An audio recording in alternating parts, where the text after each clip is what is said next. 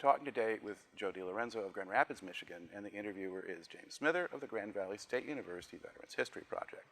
Okay, Joe, can you start us off with some background on yourself and to begin with where and when were you born? I was born here in Grand Rapids, Michigan on 9/3 of 48. Lived my whole life in Grand Rapids. Graduated from Kelligsville High School. Did a little bit of stint down at junior college and did a lot of full-time work with Steccadee's department store before I went in the service. Okay, when did you graduate from high school? 1966. All right. June of 66. Okay, and at that point there's a draft going on. Were you expecting sooner or later you'd get drafted, or just keeping your fingers crossed? Well, with going to school at junior college, I was deferred, of course. And once I left junior college, I knew that someplace along the line, Uncle Sam was going to send me those greetings. Okay, and so what did you do about that? Well, in April, before I got the greetings, and before I decided what I really wanted to do, a good friend of mine, Dan Miranda, and I decided to go downtown and talk to the recruiter. That was in probably February of '67. Went down, talked to the recruiter. This friend of mine was trying to get me in on the buddy enlistment with the Army. I said, you know, I'm not going in the Army because I knew where a lot of infantrymen were going. So I decided to talk to the Air Force recruiter, and I, after a couple weeks and went down, took some tests and physicals, I decided to join the Air Force. Okay. How much did you actually know about Vietnam at the point when you're thinking about all this? You saw a little bit that was on the news, but I'm telling you, a 17 and 18-year-old at that time who's at home, who has his own car, who's dating, is not really thinking about what's happening, you know, halfway around the world. So it wasn't a big concern of mine at the time. I think my concern was I did not know what I wanted to do with my life. I thought I wanted to be an airline pilot at the time. I had a student pilot's license, and I thought, well, you know, maybe that's the way I wanted to go. But having come out of high school, having spent a full semester down at junior college, I really didn't know if that was even the career that I wanted to take. So I left college in January, decided I wasn't going back. I loved working at Steccadee's. I was working full-time and making a whole $1.60 an hour. And I just decided, you know, we'll just wait and see what happens. And then talking with my friends, there became more of an awareness of what was going on in Vietnam. I can tell you, when I was down at junior college, there were a lot of people, a lot of men in the Commons that were concerned with their draft status. You heard more and more talk about the draft status, but since I was deferred, I wasn't really worried that much about it. You know, is the government going to find out that I'm not going to college anymore? Yeah, they did. So I decided, you know, I'll work, I'll talk to the Air Force recruiter, see what he says, because I felt that, you know, if anything was to happen, I'm in the Air Force. What is the Air Force actually doing over in Vietnam? It's the pilots that are flying the combat missions. What would I possibly be doing over there? Right. Just to back up a little bit, had your father been in the service?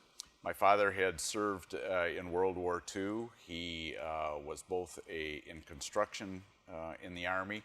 He also drove ambulance. He landed at Normandy about 2 days after the main invasion. And he had gone through most of Europe, all the way through Cologne and Frankfurt, and just short of Berlin when the war ended. So he had kind of told me about it. He would talk about his experiences, and so it kind of prepared me that if I was going to go into the service, you know, I could go ahead and handle it. I could handle it. So yeah, he gave me a little background. What was your parents' reaction to your decision to enlist? My dad really didn't say anything. My mother said, "You've got it made here at home. You're never going to enlist." And guess what? That was enough to trigger, oh, I am going to enlist. There you go. It was also, at the time, my mother was very strict Dutch Christian reform. And it was, well, you may be out of high school, but you still have a curfew and you still have certain obligations. And, you know, I just decided that I was 17 years old and I was grown up. All right. So when you signed up, you initially go and you sign the papers in April, and then what happens after that? That was a delayed enlistment. They said they would get back with me. They would give me dates as to when I could go in. My friend Dan Miranda went in the Army. He left about a month and a half before I did. I had some friends that I was hanging around. I got a call one day in May, and they said, you can go in July, you can go in August, and we have another opening in November. They said, put me down for August. Not thinking that August in San Antonio was hotter than the devil. I mean, it was very warm. So anyways, I went in with the delayed enlistment. And when I came home and finally told my mother that, well, when I got the call and I told my mother that I was going in on August 2nd, I think then she realized that, you know, I was true to my word. I was going to go ahead and enlist. In July 1st, so a month ahead of time, I got the greetings from Uncle Sam. Mm-hmm. Thought, what am I going to do? I know I've got the greetings. I'm going in the Air Force. Called up my recruiter. He said, tear it up, throw it in the mail. You're ours. Mm-hmm. Yeah. Did that ever come back to haunt you later? You'd come home and there's an arrest warrant for you? No. Okay. Some guys did, so I just asked. No. Okay. So now, what's at San Antonio and why you're going there? San Antonio was basic training. It was 6 weeks of you are no longer an individual. It was after the first day, I said, what did I do? But it was also part of a growing up process and a team building process. You were no longer an individual, you were a team member, and everybody helped one another. That was everything from drills to running a mile. We had a gentleman who was a all-star halfback from Petoskey, Michigan, who was also probably a smoker while he was in high school, could not even run a half mile. And I remember that we would be on either side of him with a hand under his arm, carrying him around so he wasn't going to get set back another couple weeks if he didn't make graduation from basic. Okay. Now, one of the things about basic training is that, as your generation, a lot of you went through it, you kind of take it for granted people know what happens. But a lot of our audience will never have been anywhere near the military. Walk us through kind of what happens. A recruit comes in, you show up at San Antonio. Is it Lackland Air Force Base? Lackland Air Force Base. You show up, you arrive, what happens to you? As soon as you get off that bus, you're marched right to the barbershop. Everybody's hair goes. I mean, it didn't matter. You're assigned to barracks, you're assigned to TI, and your TI lets you know right then and there who's the boss. You empty your wallet of all your personal belongings. You no longer have an electric shaver. That's put away in storage, all your civilian clothes. You go down to supply, you're issued new clothes, your civilian clothes come off. You don't see those civilian clothes until you're ready to leave that basic training. You are broken down the first couple days that you're there, and you are made to fear everybody who has any type of rank. And most of our TIs, our drill instructors, were probably tech sergeants. They had been to Vietnam. They had been in the service for 15 to 20 years. And what they said was gospel. Okay. How would they enforce that or get that message across to you? If you're walking down a hall and you don't get as close to that wall as possible, and this happened to me my third day there, they take you by the dog tags, and he would pull up on your neck, and he'd be yelling in your face about you have no respect for authority, blah, blah, blah, and don't do it again. And believe me, after that one occasion, you didn't do it again. And everything was always double time, double time, double time. They would come in the middle of the night and wake you up, throw all your mattresses out of the window. You've got 2 minutes to gather up your things, get your beds made again. Boots were highly polished. If they didn't like it, guess what? You weren't going on leave on a Sunday. You weren't going on liberty on a Sunday on the base. The first couple weeks, if you were a smoker, you didn't see your cigarettes for 2 weeks. And there were a lot of smokers in ours. We had people that, recruits that, when they came in thinking that they could go ahead and handle basic training and then the rest of your time in the Air Force would have been gravy, that could handle basic training, you could hear guys crying at night. And I'm talking about some of these recruits were a little bit older than me. I was 18 when I went in. Some of these guys were 19 and 20, and this was their first time away from home. And there were a couple of them that washed out. There were a couple of them that their parents were called to come down to Lackland to pick up their son. Not as tough as the Marines, but basically if you had it easy while you were at home, that 6 weeks at Lackland was extremely hard. Okay, now you of course went in, one of your motives was to kind of get away from your mother telling you what to do. Mm-hmm. Wasn't this worse? Yeah, but I knew when I went in that I was immature. Don't hit your microphone, please. Sorry. You say that again. When I went in, I knew I was immature. I wanted to prove some things to my parents. I wanted to prove some things to people who knew me back home. And I wanted to prove something to myself. And again, I was brought up in the 50s with what had happened during World War II in Korea. So my playtime was always, I had toy soldiers and everything. So I was naturally drawn to, the service would be it. The service would be it for me. If later on, I really wanted to stay in. And yeah, I could tell you some things later on that made me change my mind, one of which is sitting in the booth. But it was more of, I wanted to see what I could do.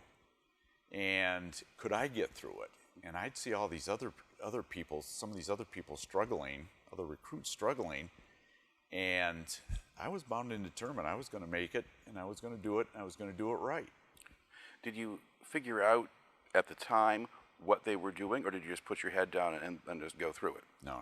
I looked straight ahead, and it was, I'm going to get through it. And if I needed to help somebody else, I was going to help them too. And a lot of that you would hear at night, just before lights were turned off at 9 o'clock. You would hear other guys talking to other guys and saying, listen, you got to buck up. You're going to make it through this, and you've got to start, getting your head screwed on straight. So, and they did. Most of them did. Like I said, we lost a couple, but for the most, and the guy that we had to pull around during our running, he made it through. Okay. Now, aside from the kind of discipline aspect of it, what other sort of training do you get at Lackland? Well, Lackland was a lot of PT, a lot of conditioning. They would send us through obstacle courses, and just like you see on any movie, hand over the ropes and crawling through mud and that type of thing, and you're thinking, what, I'm in the Air Force, what the heck am I doing this? But it was all to get you conditioned. We would go out, they had a firing range, and at the time we had the old M1s, and you'd go out to the firing range just to go ahead and qualify. A lot of time was spent in the classroom. A lot of it was chain of command type things, what do you do in certain situations, health, finances. So a lot of it was, okay, we're also going to help you grow up, and we're going to help you take care of your life while you're in. So you got a lot of classroom, a lot of first aid training, but a lot of it was physical conditioning. Okay. And you do this basically for 6 weeks, is that right? 6 weeks. Okay. Now what happens? At the end of your 6 weeks, if they've said, hey, you're going to graduate, they have a big parade, which is in front of the base commander. And at that time, when graduation is done, you are handed your orders. And all of a sudden, you find out your physical trainer, your trainer that has been with you the whole time, your TI, is actually human.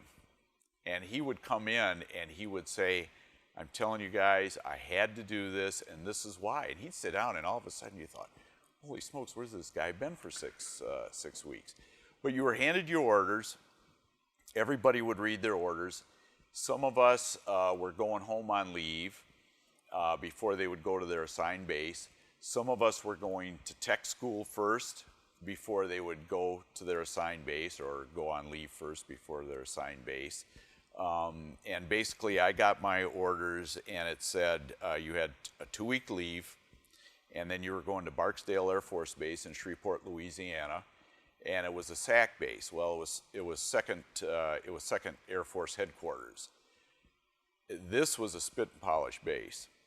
So I thought, oh, hey, this is great. I'm going down to a nice base. I'm gonna have, this is a 40-hour-a-week job, and this is gonna be real nice. But I went home on leave, spent 2 weeks at home, went to Barksdale, and Shreveport, Louisiana, there's going to be no snow, no cold weather. This is really going to be nice.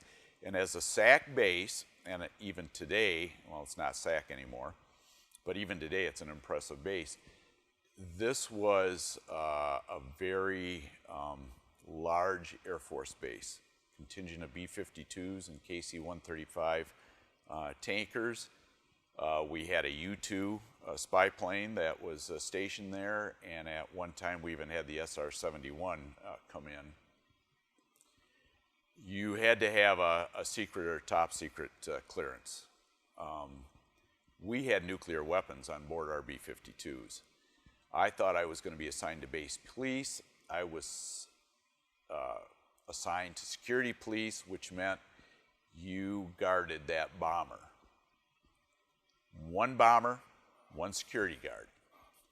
If you had 12 bombers out there, you had 12 guards. If you had 12 tankers, you had 12 security guards out there. Okay. Did they give you some kind of training? You had training. Oh, you had training before you went out there. They used to have a two-man policy, was that 2 people, 2 officers, could only go on a bomber or a tanker by themselves. So you had to check their ID.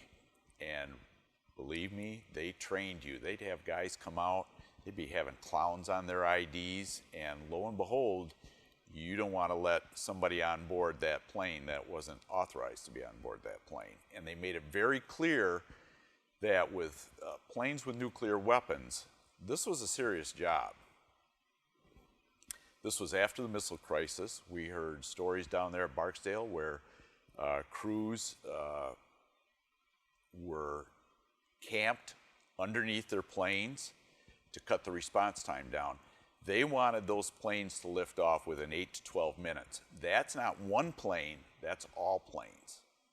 So it was, you were told, matter of fact, if you breach that two-man policy, or if somebody is inside that perimeter getting close to that plane, you either better be able to stop them, or if you don't, your rear end's going to Leavenworth.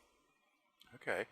Now, when you first started doing it, were you just sent out there by yourself, or did you have someone else with you? No, you did a bunch of training, and then they sent you out, and you were sent out with the expectations that you knew what you were supposed to do. But the area supervisor, whether it be for the tanker area or for the bomber area, would make sure that he was checking on you probably every 15 minutes. If you have, do you have any questions? You know, and you were given little slips of paper to look at as references. But other than that, you weren't supposed to have any other type of paraphernalia except for your rifle and yourself out there with the planes. Okay. Did you have any means of communicating with anybody else if you needed help? Most of the time, you had whistles. And if you started out in the tanker area, the planes in the tanker area were so close together that, and the supervisor was always there in a truck, there would be no problem. You also had the entry point guard who would let anybody into that area, had a walkie-talkie. So usually between using your whistle, you really didn't have any problem. Everything was pretty well close together. It wasn't spread out. Okay. How long did you have that job? I was in the tanker area for about 6 months. And then I went over to the bomber area, which that even became more intense because of the nuclear weapons. SAC at the time was pulling what they would call ORI, Operations Reaction Inspections, probably at least once a year. And an ORI was, you were to simulate there was a nuclear attack and that they were going to go ahead and launch the planes against either Cuba or the USSR at the time. And everything on that base shut down as if you were under combat conditions. That means any of the civilians that were also working on that base, working in the hangars, working in the commissary, they were there. They were not going to be let out. And you would do this for 3 days. They would actually launch the planes, and every once in a while you'd have a plane that an engine wouldn't start or whatever. If you didn't get 100% of the planes off the ground, you failed that inspection. You knew then within 60 days they were coming back. They didn't tell you when, and they didn't tell you what time, but they were coming back. All right. Now, on some level, this assignment sounds like it's kind of dull almost. You're standing around guarding stuff. I mean, what was it like to actually do it? Well, yeah, there were days where you were bored. I mean, I loved airplanes, so I didn't care. We had all kinds of planes flying in and out of Barksdale, so I loved it. I mean, 8 hours went, you know, like that for me. Others, it was just walk around the plane, walk around the plane, walk around the plane, and I mean, you could tell they were bored. Well, the other thing that everybody got to learn after they were on that base for a little while is that you could buy a transistor radio, run the earpiece up through your sleeves, and you could listen to music, and that would pass a lot of the time. They had another area on base that was called a Christmas tree area, and that's where a lot of the alert aircraft, including what they called an EC 121, would be a command post aircraft. And if you were up in the Christmas tree area, you were really away from everybody else. So it was a little bit easier that, you know, if you wanted to pull a book out or if you wanted to listen to your music without having an earpiece in, you could go ahead and do it. So, and we worked 3 day shifts, but actually 3 swing shifts from 3:30, 4 o'clock until close to midnight, 3 mids, which would be from about midnight until about 7 a.m. in the morning, and then 3 day shifts, and then we had 2.5 days off. So really working those shifts, those three different shifts, we weren't really bored. At least I wasn't. There were days that, you know, you daydream, but you kept pretty well busy. And then they would pull our squadron every once in a while. Our commander would send somebody out to try to penetrate that area, and you better treat them like, you know, it's the real thing. And you know, there were times where we were throwing cooks in the back of the pickup trucks, and they probably didn't like how rough we were handling them, but that's what they were looking for. Nobody got in that area. All right. And so are there any particular incidents like that that sort of stand out in your memory when they're doing this We kind of- had we had some airmen that were probably down at the NCO club drinking too much and would wander out. I mean, and it would happen. They would wander out into a priority A area, and we'd grab them and do the whole thing. Spread eagle, check them, throw them in the back of the truck, and they were actually taken to the base jail. Okay. So yeah, it happened once in a while, but not often. Not often. All right. And what kind of sort of just living conditions did you have at Barksdale? We had gone from when I first got there. Our barracks were at, it was called Barksdale Air Base. Well, Barksdale, if you take a look at any photos that were taken from the air, that's where the underground silos were for the nukes. That's where they stored the nukes. The nuclear weapons had to come out of Barksdale, and they would come across the runway, the main runways and everything, and they would be loaded into the B-52s, and then the B-52s would be backed into their areas. We were in old World War II barracks. Well, Barksdale at the time went ahead and they built new barracks, which were air conditioned. And so we got to move after about 6 months. We got to move into new barracks. We were right next door to the chow hall. Food was very good in the Air Force, both stateside and overseas. And modern theater, air conditioned. You had everything that you'd ever want for bowling alleys, that type of thing. There was even an area that if you had a car and you wanted to work on your car, you could pull it in there, change your spark plugs, change your oil, work on it, whatever. There was somebody there that could help you. So in your off time, when you weren't working, there was enough to keep you busy. Mm-hmm. And would you go off base with any regularity? We went off base. I went off base a lot with a lot of my friends. I had one gentleman that I knew that was in our squad had, in 3 years, had never been off that base. Never been off the base. And I found out later he had his paychecks. He had like 8 or 9 paychecks that he hadn't cashed yet because he never did anything. Mm-hmm. So finally, we tried to get him to go even to the base theater and that type of thing. He was a different type of a person, but this gentleman, I'm sure, probably stayed in for 20 years. Mm-hmm. He was strictly military and just couldn't get him to do anything else. But most of the time, we went off base. A lot of bars in Shreveport, in Bossier City. We went bowling. We had a bowling team that we actually formed on base and then bowled off base. So I mean, there was a lot to do. And how did the local community treat the servicemen? Very good. They were very thankful that Barksdale was there. A lot of civilians had jobs either directly or indirectly with the base. The indirect part of it being, we went out and spent money in the community, dry cleaners, bars, restaurants, bowling alleys. You were always welcomed. You were always welcomed. So I met a lot of people going to a church off base. I met a lot of people in church because we'd wear our uniforms half the time, and half the time we wouldn't, but we'd wear our uniforms. Always had people talking to you and saying hi and that type of thing. So. Okay. Now, did you meet your wife while you were there? No, I actually have known my wife since we were about 6 months old. Okay. I've known my wife for years. Our families, my family had rented an apartment up above her grandparents.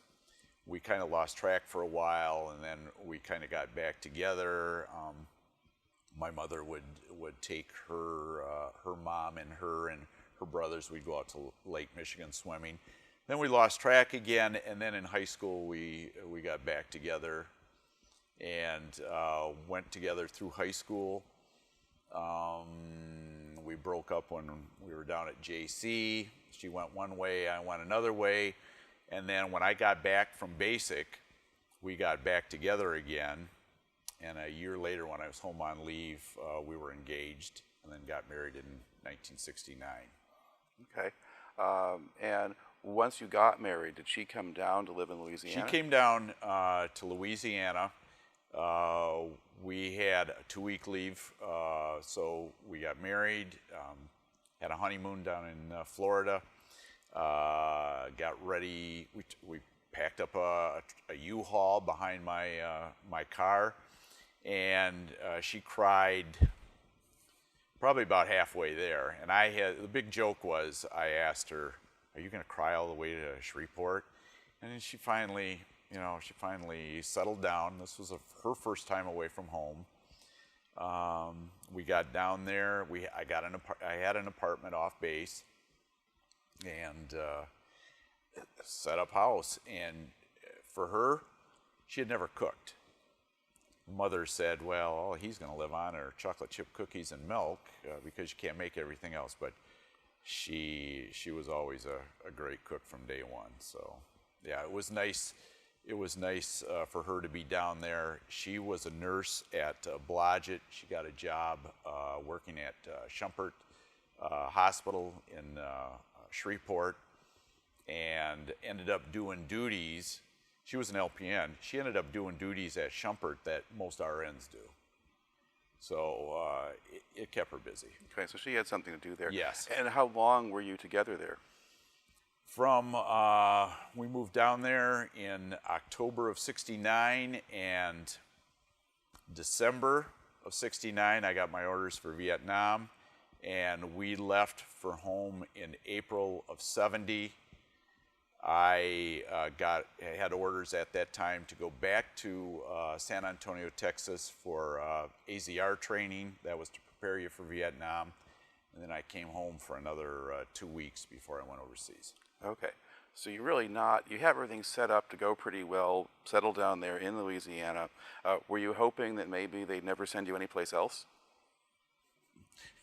Well, you could hope after you got married, but if Uncle Sam wants you someplace else, I had been there.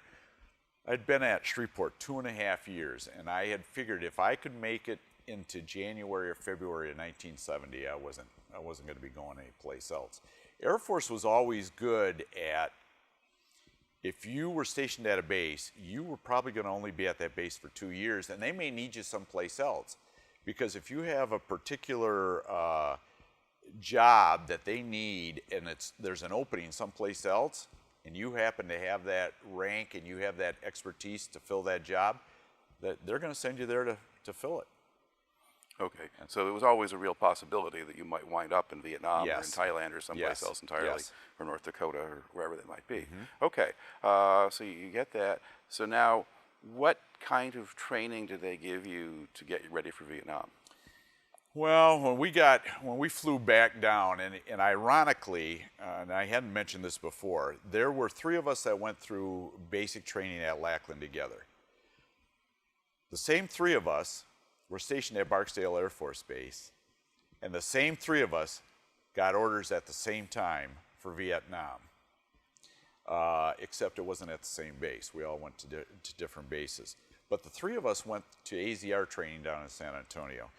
And basically what AZR training was, that you were going to end up learning how to fire every weapon that you possibly could. And that was everything from M16,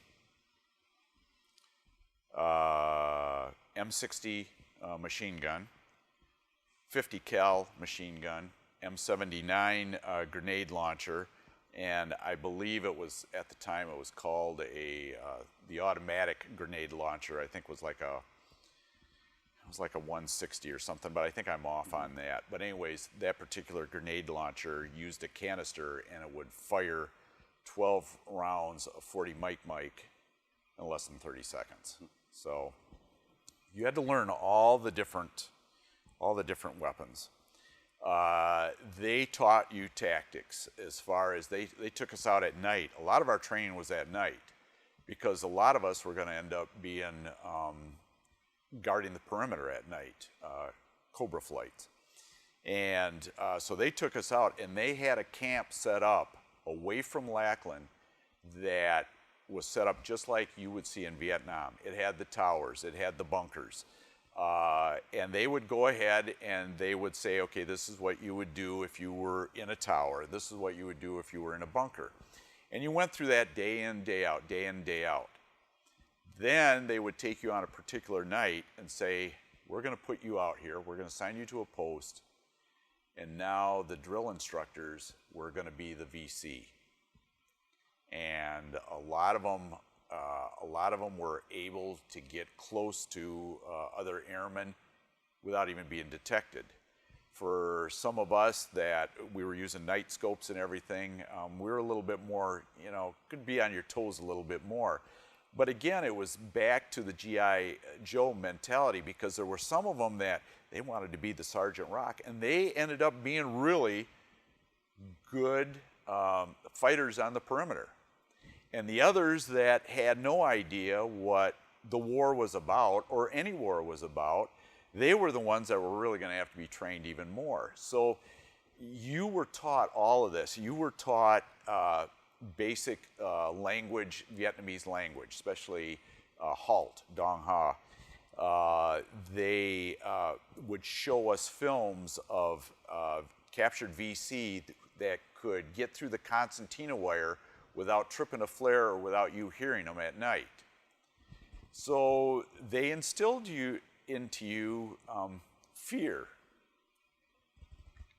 And you wanted to make sure that when you went over there, you were going to come back. So your training, you took your training even more seriously. Now, how well did you do in that training program? I did. I think I did very well. I mean, I could tell you of a couple incidences on Phu Cat where the training really came into play, but I think I was more prepared mentally. When I went to Vietnam, I wasn't afraid that I was going to come back in a body bag.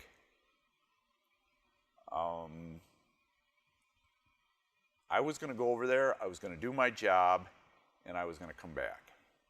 And that's how I looked at it the whole time. How long was the training session?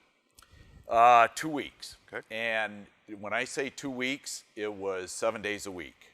You had some time off. You could go, it wasn't like you were in basic training. I mean, here I was an E4, so when I was done, I could do whatever I wanted to. I mean, no problem. They didn't assign you to the barracks. You didn't have to stay in the barracks. We'd walk down Lackland, and I would have basic trainee people starting to salute us, and I'd say, well, wait a minute, we're not officers. So, we'd talk to them and say, this is the way it is. This is how you need to act, and, you don't salute us. We're enlisted. The training was good. I enjoyed it. If I hadn't been married, I'd probably have volunteered to go back, and a lot of guys did. All right. Now, did they send you to Vietnam then after this session? Is that the next step? Well, after AZR, I went back home for a week and a half. My wife and I spent some time together. Before you leave AZR training, you fill out some forms. A lot of it happens kind of like almost a last will and testimony. Sure. You had to fill out where your paychecks went if something should happen to you, blah, blah, blah, that type of thing. You could sign up for savings bonds, which a lot of us did. So when you left AZR and I went home and I had leave and spent some time there, the next thing was that I think it was after 2 weeks, I left. It was going to be a year, 365 days. And flew out of Grand Rapids to Chicago.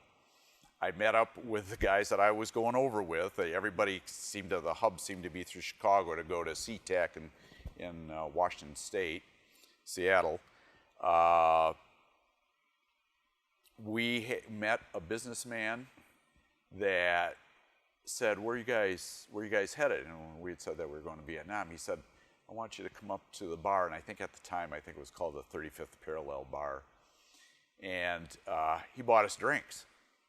and there was a couple other guys up there, and they said, oh, you guys are doing a great job, and blah, blah, blah.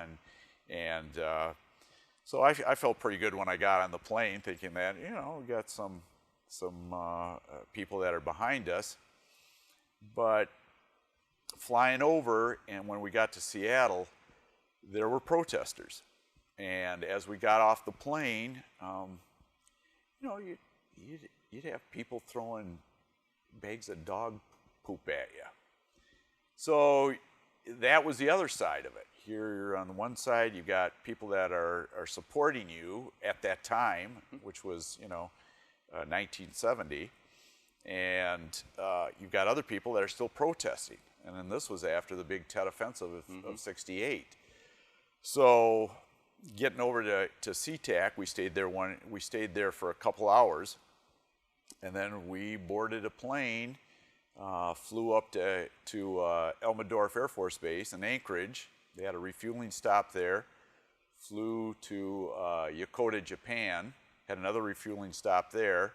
Flew to Clark Air Force Base, had another refueling stop there, and then into Vietnam and Cam Ranh Bay. All right. And did you arrive at Cam Ranh during the day or at night? We arrived during the day, and as we approached, and the planes at that time, when they came into Cam Ranh, came in very steep, and that was to avoid any gunfire. And looking down at it, you'd say, are you kidding? There's really a war going on here? Beautiful beaches, the sea was blue, lush foliage and trees and everything, and you couldn't believe that there was a war going on. And actually, when you got off the plane and the heat hit you, it also hit you that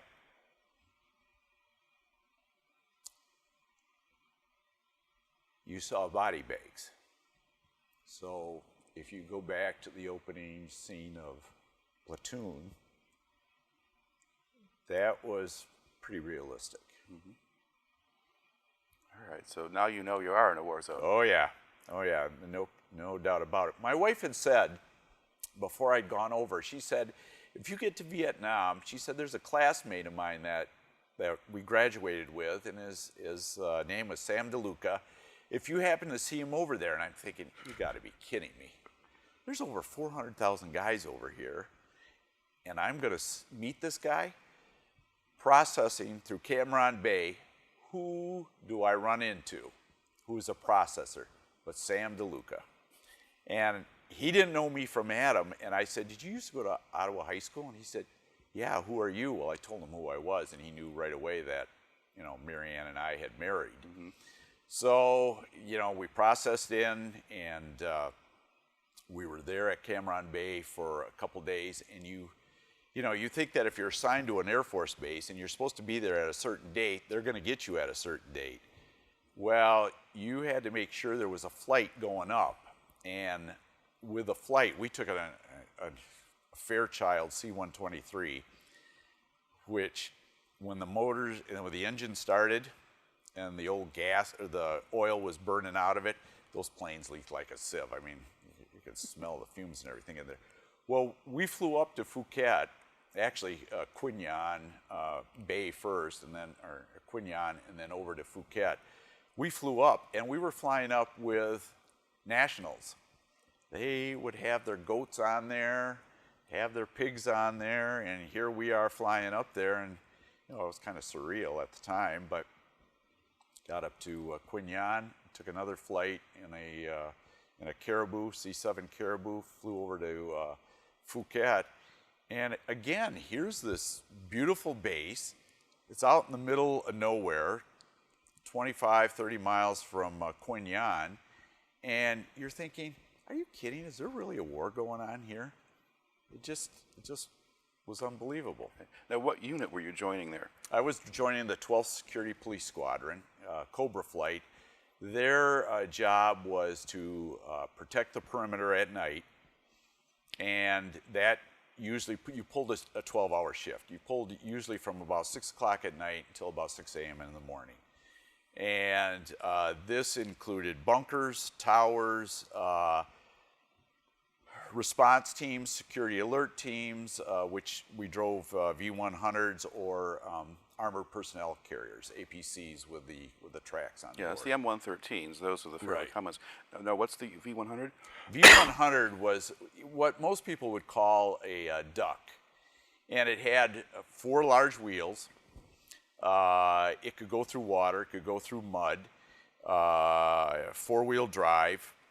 Weapons consisted of M50 machine gun mounted on top on a turret, usually an M60, radio, everybody's own personal M16, grenades, grenade launcher, and it was a 3-man team, SAT team, security alert team.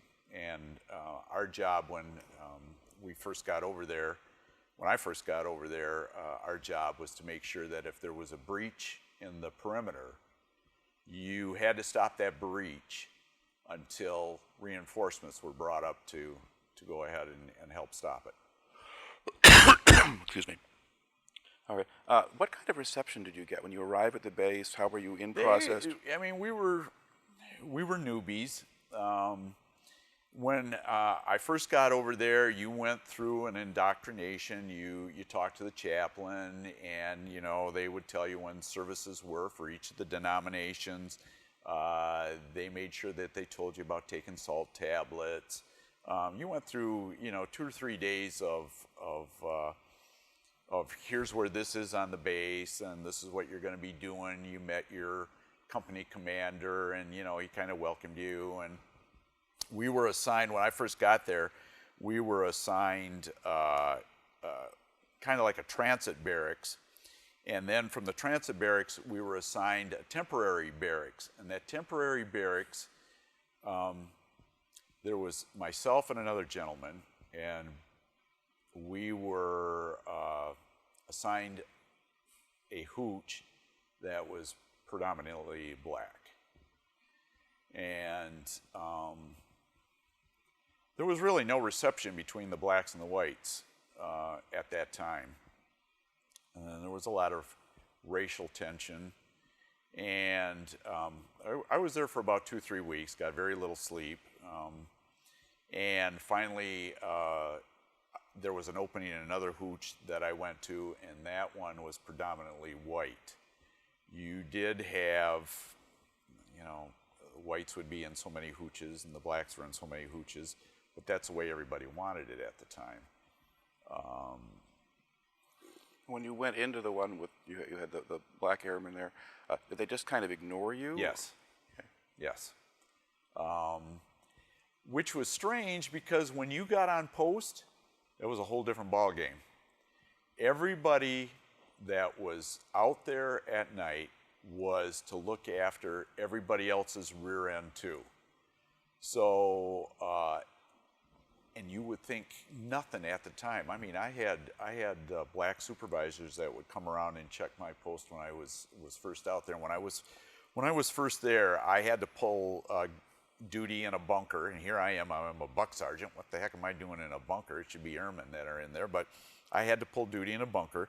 I had to pull duty in a small tower, and then I had a choice of pulling a duty outside the perimeter and also pulling a duty on a SAT team, a security alert team.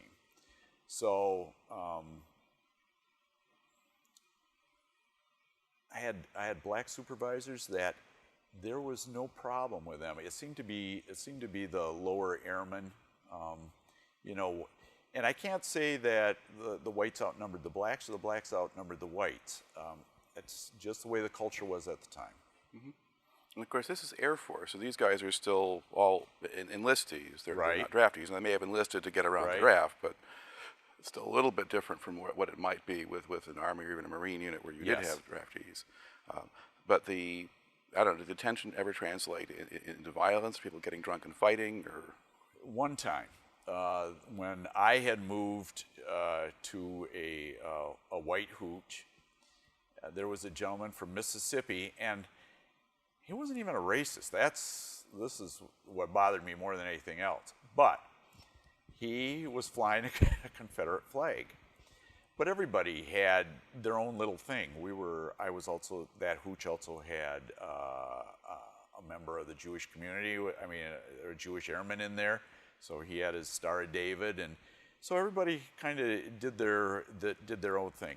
Our hooch one night had a Molotov cocktail bomb thrown on the roof, which, if you think about it, that roof was made of tin. Didn't really do anything. Whether it was sending a message or not, that's speculation. Our company commander, of course, had got wind back to them because, obviously the fire had to be put out even though it was on tin. Company commander called everybody out the next day and said there was going to be an inspection. You never had an inspection in Vietnam. You were in a war zone. You never had an inspection in Vietnam.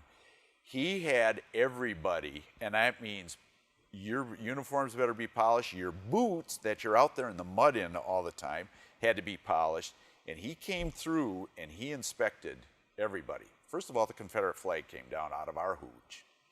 Second of all, a lot of the Black Panther type things came down out of other hooches. Our Playboy pinup pictures were taken down. And he said if he better never come back and have anything like this ever happen again, because everybody then that was involved was going to end up in Leavenworth. And he said, if I ever find out who threw the Molotov, they are going to Leavenworth. Well, they never did. Nobody ever said anything. Blacks didn't say anything. Whites didn't say anything. And after that, things seemed to ease a little bit more. So, maybe that broke the tension more than anything else. Okay. Now, what was your first kind of regular assignment? You kind of broke in a little bit. Okay, my first regular assignment was that I had volunteered for a tower outside the base. It was 400 meters outside the base. It was the tallest tower in Vietnam, 79 feet tall. It contained a night scope. It contained an M50 machine gun. It had two M60s machine guns. Now, when you say M50, do you know, 50 caliber machine 50 gun? caliber, I'm sorry. Grenades, slap flares, plus our own M16s. You would go out there, they would drop you off at night, and they would tell you, well, we hope we'll see you in the morning, which for the most part, we never had a big problem out there. We never had a problem out there at all. And it was like, we're out here and, bring it on, and well, nothing ever happened. But when you're out there and you're out there at night and you're out there and it's pitch blackness, especially during monsoon season, sometimes you begin to wonder who's out there. Well, the night scope was to let you look around the terrain and make sure there wasn't any Viet Cong. Okay. What kind of terrain was in that area? Where the tower was situated, it was pretty flat for about 150 to 200 yards. And then the tower was almost at a base of a mountain. Well, a hill, really. Mm-hmm. The hill was probably about 400 or 500 feet tall. And the idea of that tower was to protect anything that was coming from over that hill. And it was also looking out over the flat land that was at the end of the north-south runway. So we were also protecting that.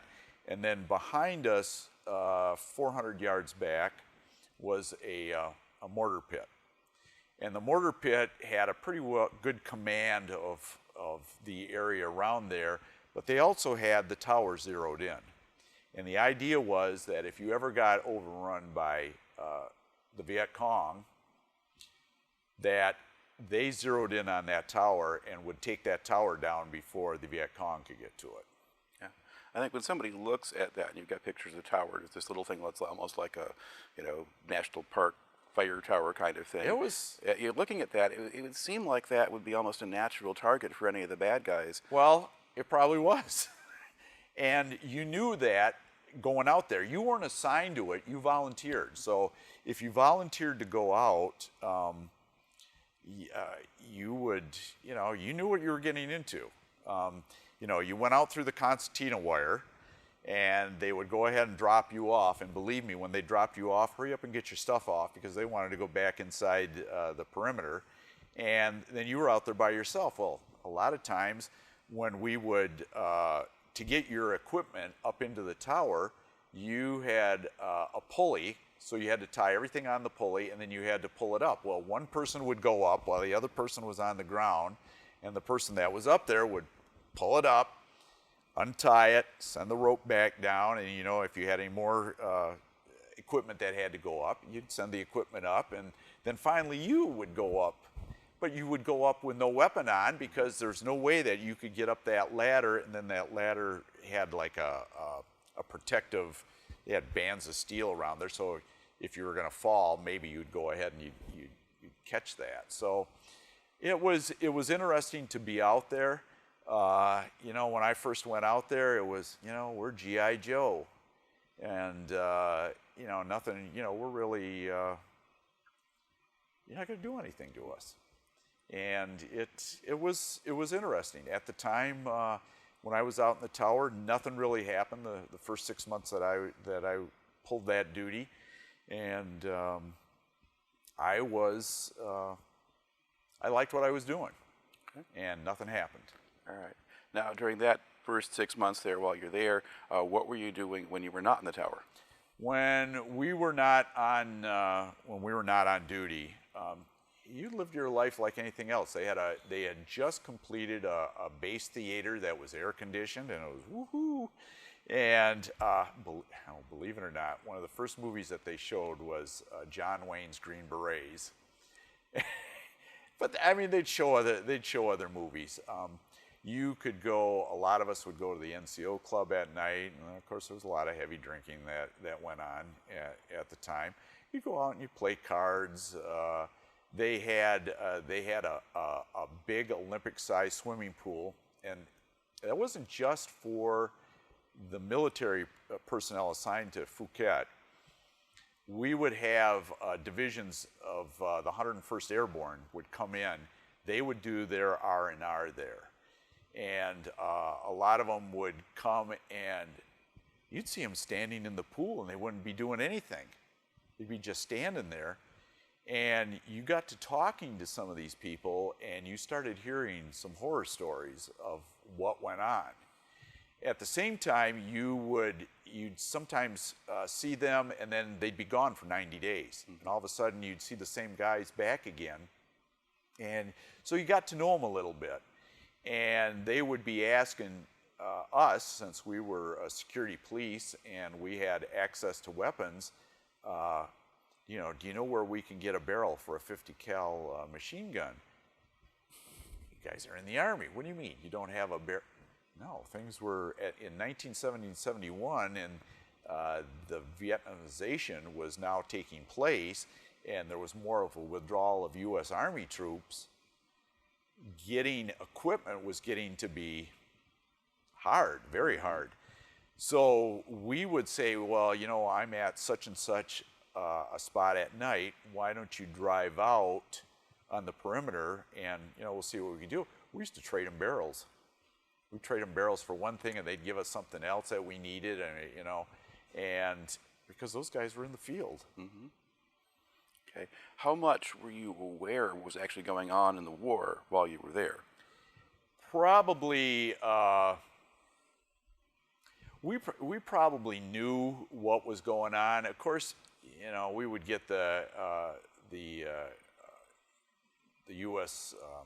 Stars and Stripes. Stars and Stripes, and there would be things in the Stars and Stripes. My wife would send articles every once in a while. I'd get articles sent sometimes from home about what was going on. There was one time in the Grand Rapids Press even had an article about our base had been hit, and she had sent the article. And so we were aware of what was going on.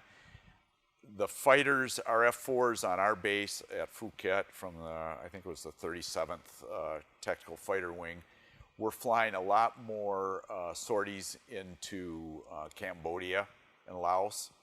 Not so much to the north, but to the northwest. And so, we were aware of what was going on, and we were thinking, we're at it. This base is really an R&R base because nothing was really happening when I first got over there.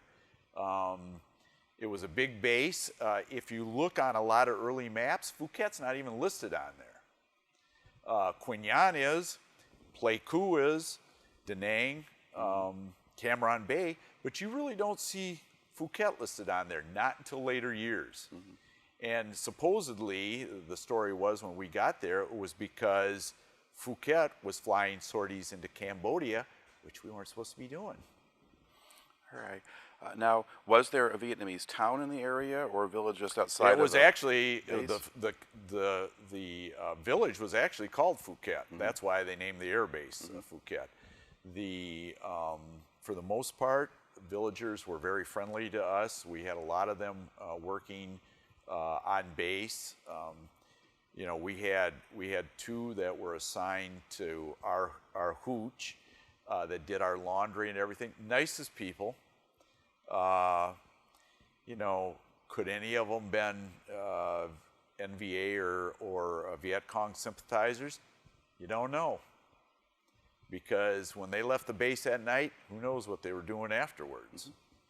So for the most part, the people there were friendly, and I think they were glad that we were there because, they got materials from us that normally they didn't get. Basically, food. A lot of guys didn't want their sea rations when they'd go out at night, so guess what? They kept it for, Mama-san or Papa-san. And then we would watch them as they prepare their food, which a lot of them were these large rice bugs. And let me tell you, I was offered one time to try one. Well, they smell the rice bugs and they can tell whether they're edible or not.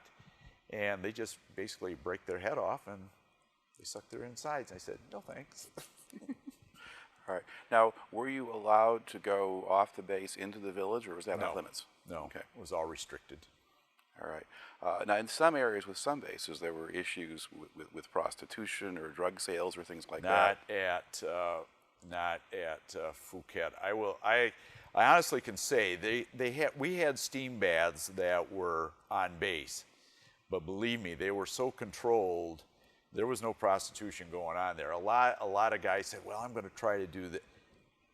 No, because you also had a U.S. military personnel that was there, and of course, one of the biggest concerns was, coming down with the clap, and and especially if guys were getting ready to go on R&R to either see their wives in Hawaii, or maybe going on R&R to Australia. You didn't want to be, well, I'm not healthy enough to leave, so guess what? You just screwed up your R&R. All right, so their adventure seeking would take Right. place elsewhere, Right. and not there. Yeah. Okay. Now, and part of why I ask about it, there are certain things that are kind of stereotyped or assumed about what happened in Vietnam, and the relations between the GIs and the locals. That's part of it. This was a period where, in a lot of parts of Vietnam, there were some serious drug issues. There was a lot of heroin coming in, as well as marijuana that was always there. How much of that did you ever see on the base? I can honestly tell you the only thing that I saw were alcoholics. That was a big thing. Never saw any drugs. Never saw, anything like that. But beer and whiskey flowed. There was a guy that when I first got over there, he was passed out probably out of 24 hours. He was probably passed out 13 or 14 hours, and we had to get him up and get him ready to go out on base. And there were times where one person would be on one side, one person would be on the other to stand him up and keep him awake until he got out on his base. Matter of fact, he was one of the men that was first out in that tower that was outside the base before I went out there. And how he did it for the 6 months that he was out there on that tower, I don't know. But they made sure that he didn't get you didn't get written up and busted for being drunk. All right. Now you mentioned your wife sending you an article about the base being hit. I mean, would they launch mortars or rockets at you? There was the first time that we were ever under a rocket attack. We were coming off duty at probably about 6 o'clock, and it was overcast, so it was kind of dark still.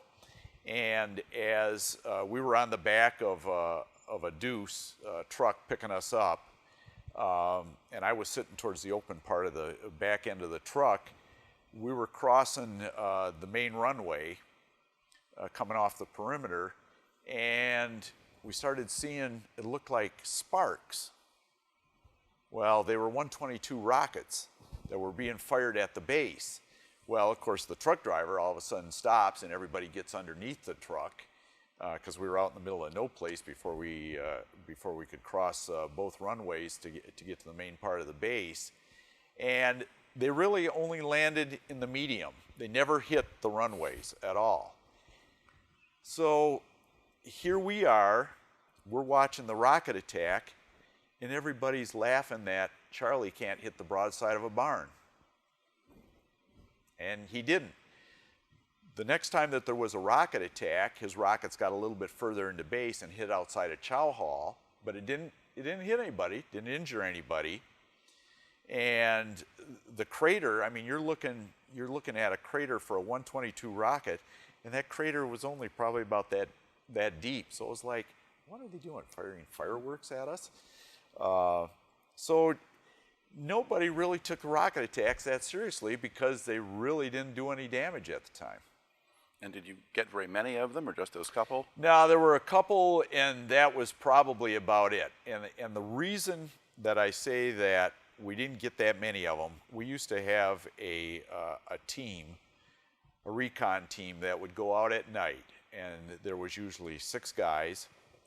They usually had a German Shepherd with them, and they would go outside the base probably about 500 yards, and they would set up they had a particular way of setting up, that they would put their claymore mines out. They were set up like in a semicircle. The dog would be there. The dog was really there to alert them because German Shepherds have great sense. So they would go outside the base. We really didn't have that much of a problem with rocket attacks. I can only remember being over there that there were probably 3 separate attacks, and they really didn't do any damage. Did you ever get hit with mortars? No. Okay. No. And were there ever any indications where anybody was trying to infiltrate the wire? There was. After I come off my 6 months on tower, I was assigned to a SAT team, a security alert team. And basically, since I was an E4, a buck sergeant, I was second with a staff sergeant, myself, and then there was an airman first class. The airman first class job was to take care of radio communications, his M16. My job was really to drive because the staff sergeant really didn't want to drive. And so I was the driver. I was also, I took care of M79 grenade launcher, and I want to say it was an M160, the automatic grenade launcher. And then the staff sergeant took care of the 50 cal on top. And there was one time we had pulled up to a tower, had given the tower, we were relieving the tower guard so he could come down and have a cup of coffee. So we brought coffee around with us. It's pitch black out there except for the perimeter lights showing off to the outside of the base. He comes down, one of the other guys, I think it was our airman first class, went up inside his tower. You can never leave your post at night without somebody else taking care of it.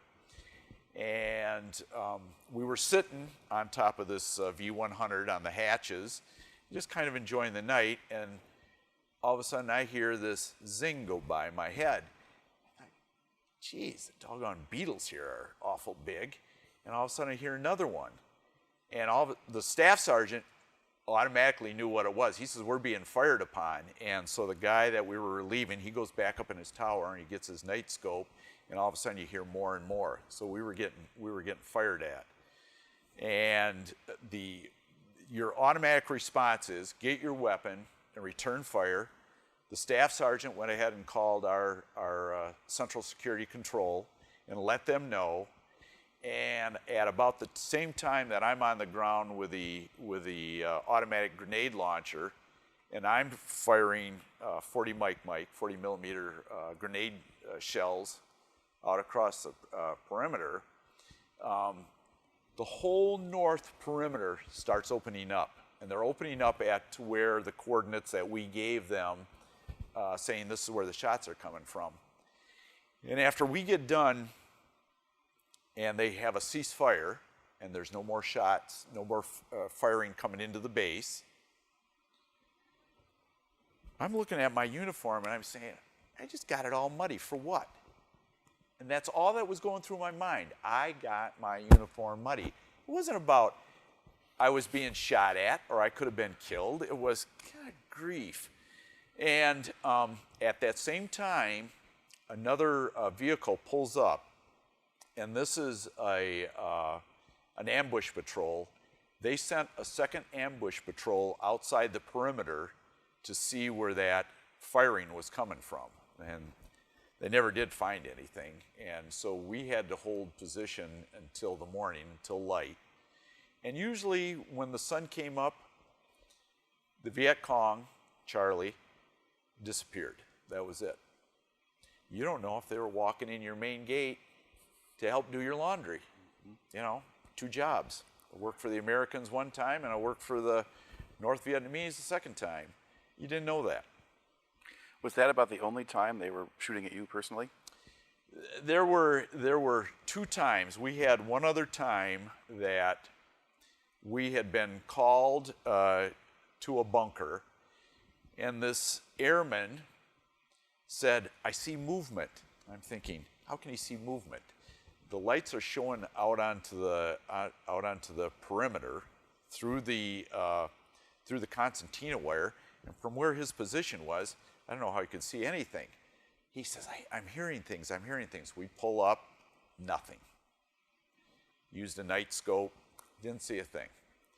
Go down the line to give the guys coffee because our V-100 always carried a coffee canister for all the guys out on post. He called back again. I see something, I see something. Nothing. And then all of a sudden, you started hearing pings. Here we go again. So our job was on the top. His bunker was below the access road.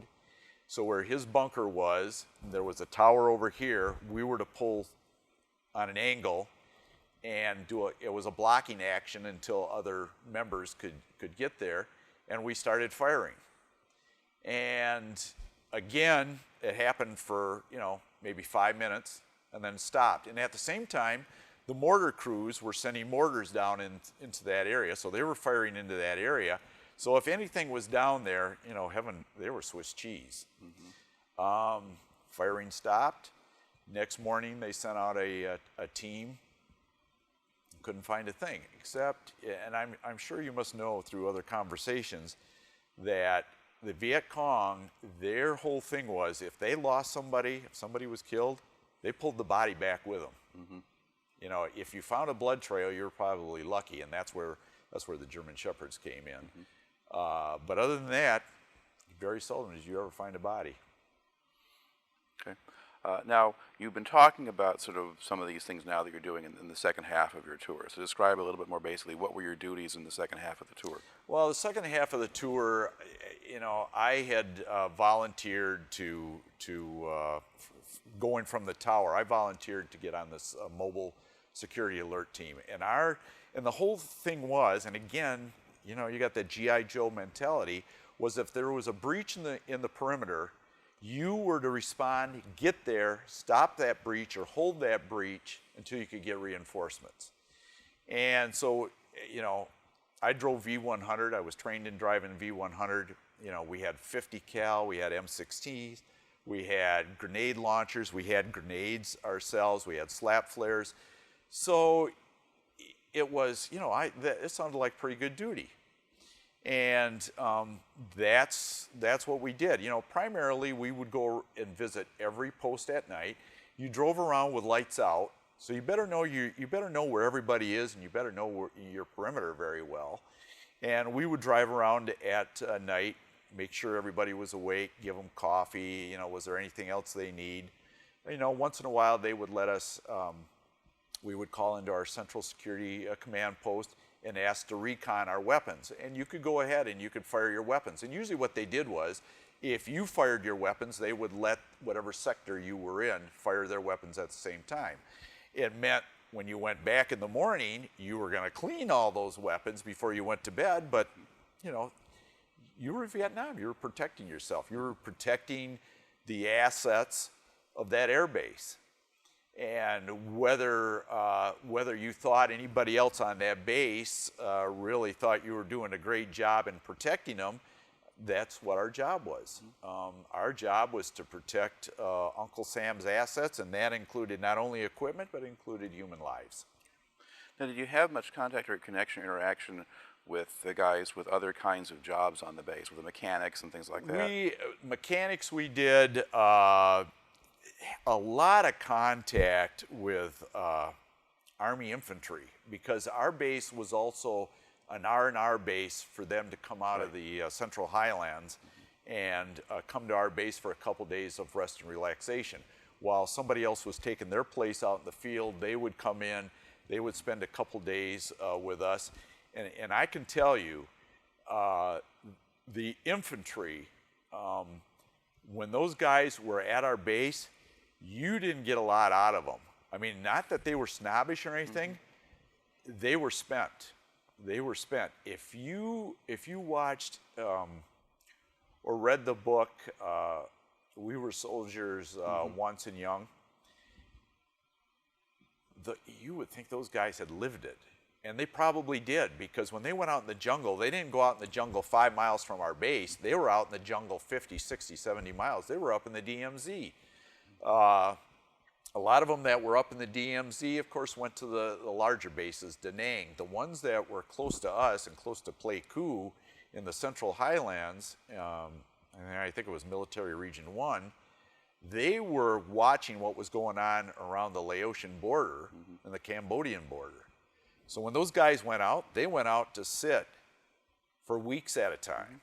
So yeah, Pleiku is this Military Region 2, but that is Central Highlands. But 101st, a lot of them went up very far north. At the time you got there, there was a campaign going around, around a fire base called Ripcord, which is particularly ugly, and a lot of big operations going on there. But they had to go everywhere, into the DMZ and the Laotian border. So and so in 70 in particular, in the summer of 70, there was a lot going on. A little bit less after that, but they're still there when a lot of other Americans are gone.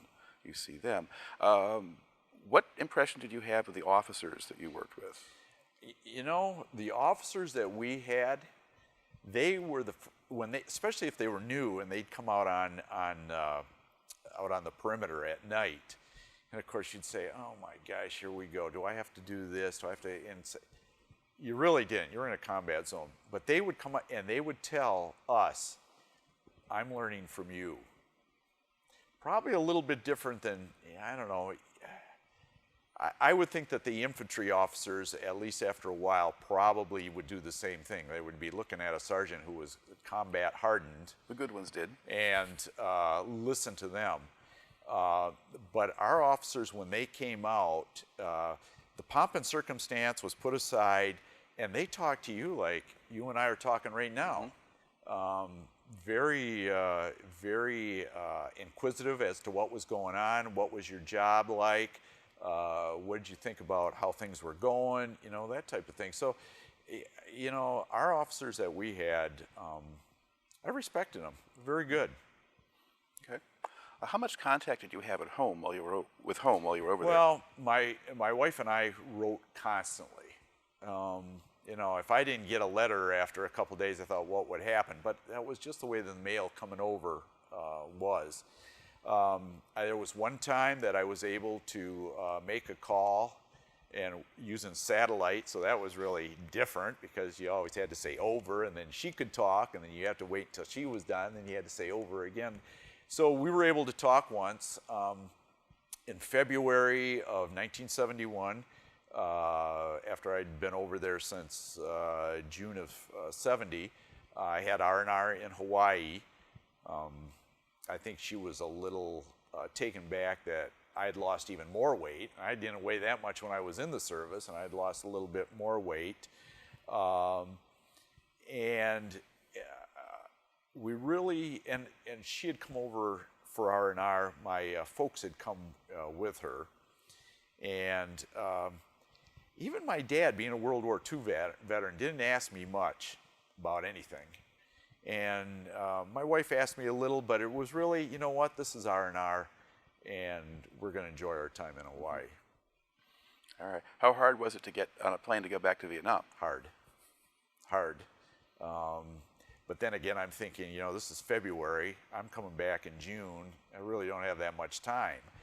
You become, as you get closer to your DEROS date going back to the United States, you become a little bit more cautious, a little less G.I. Joe, and a little bit more Joe DiLorenzo. And, you know, I'm going back. And so those things do play on your mind.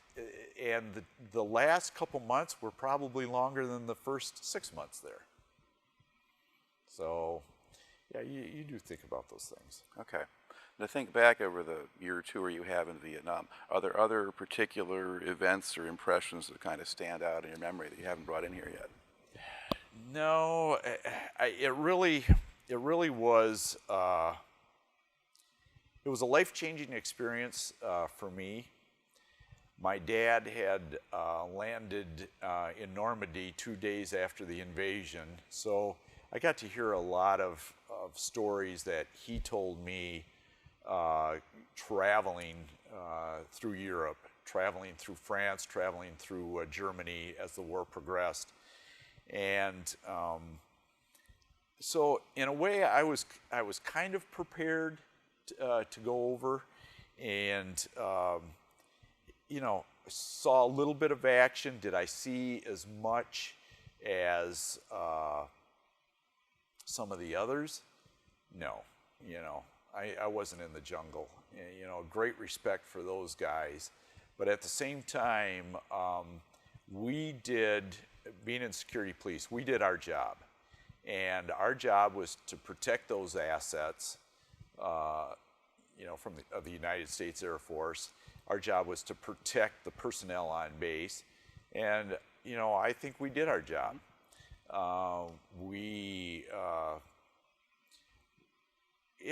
It was an experience that, would I ever want to see my sons go through?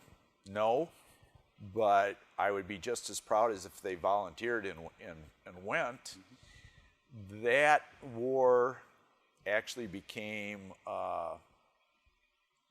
the war with wars after that, all the little battles that we've had in the Mideast, that you don't know who the good guy is. It's not your World War II. It's not your World War I. Even to a certain extent, it isn't Korea. So it was a different type of war. I was glad I went. It was an experience that I wouldn't trade for anything in the world.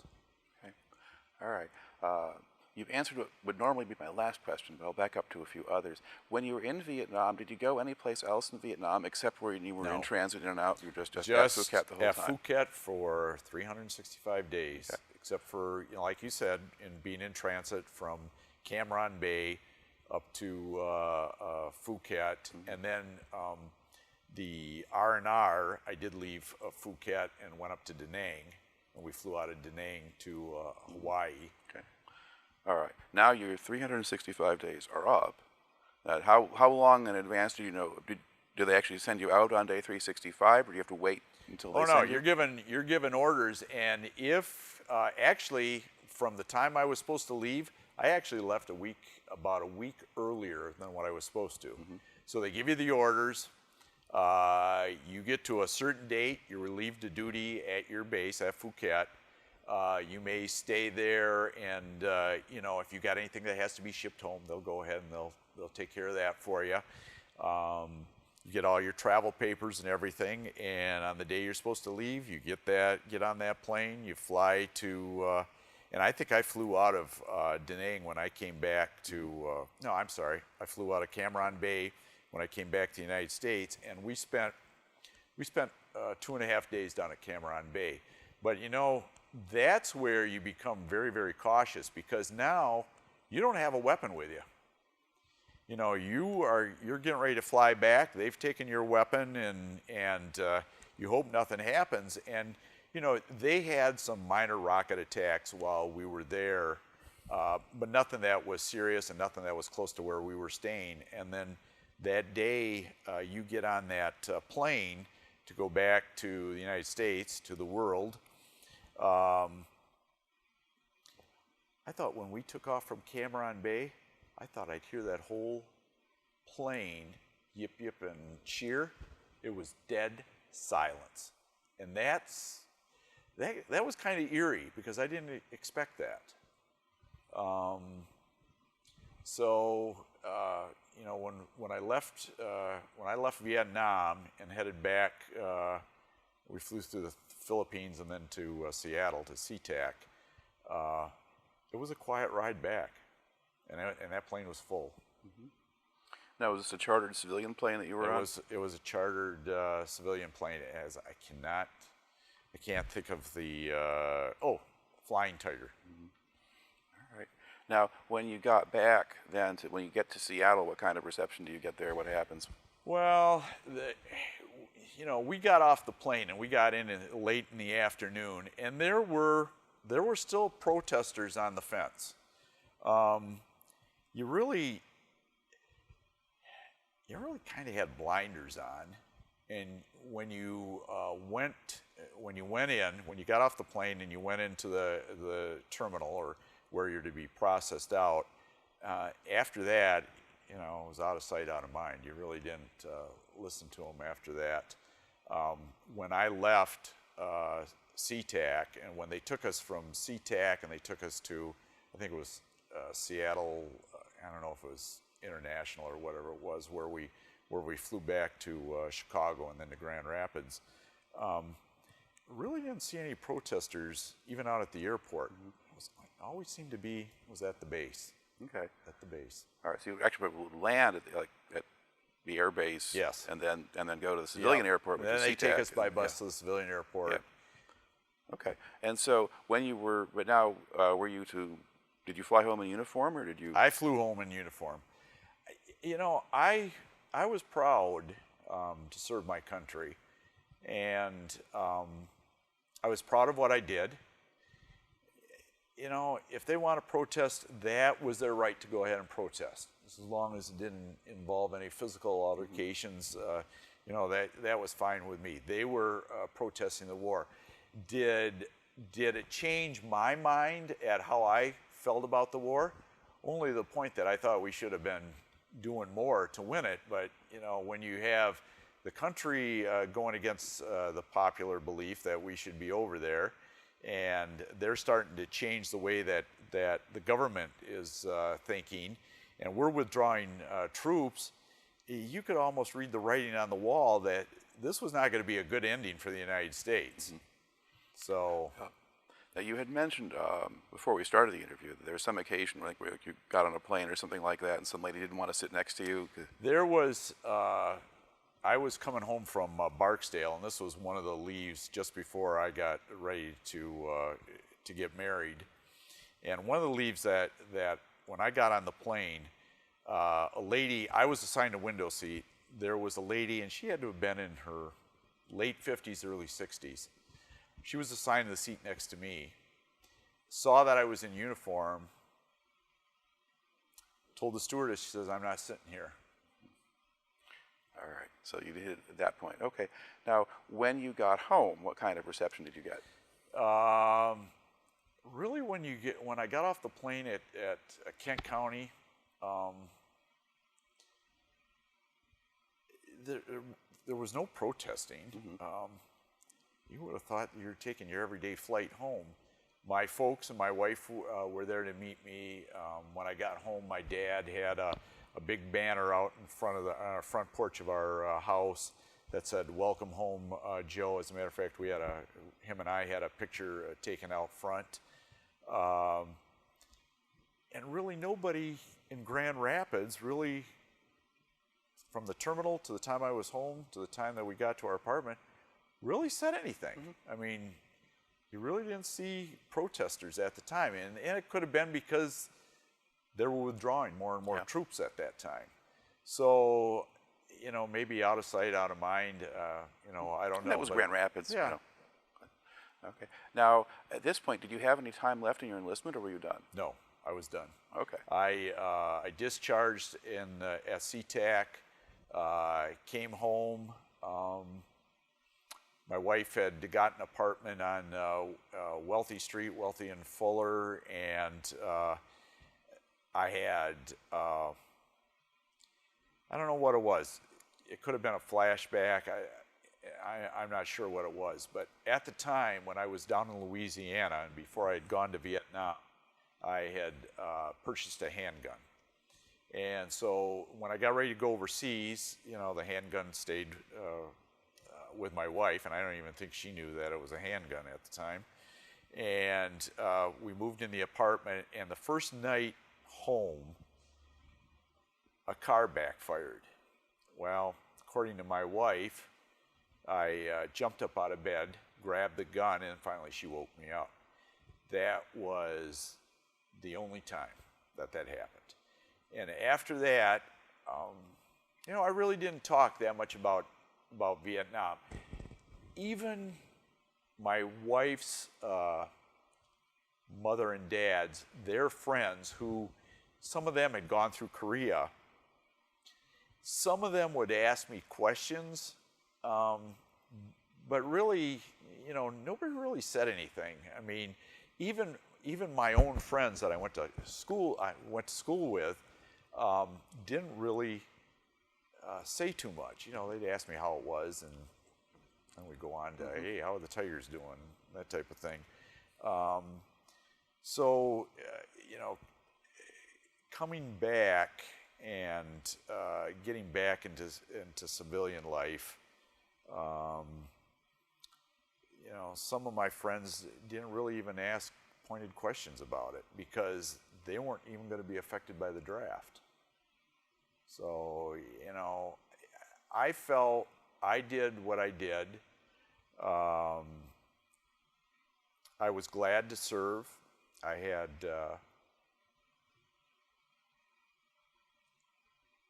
two classmates that I graduated high school with, died over there.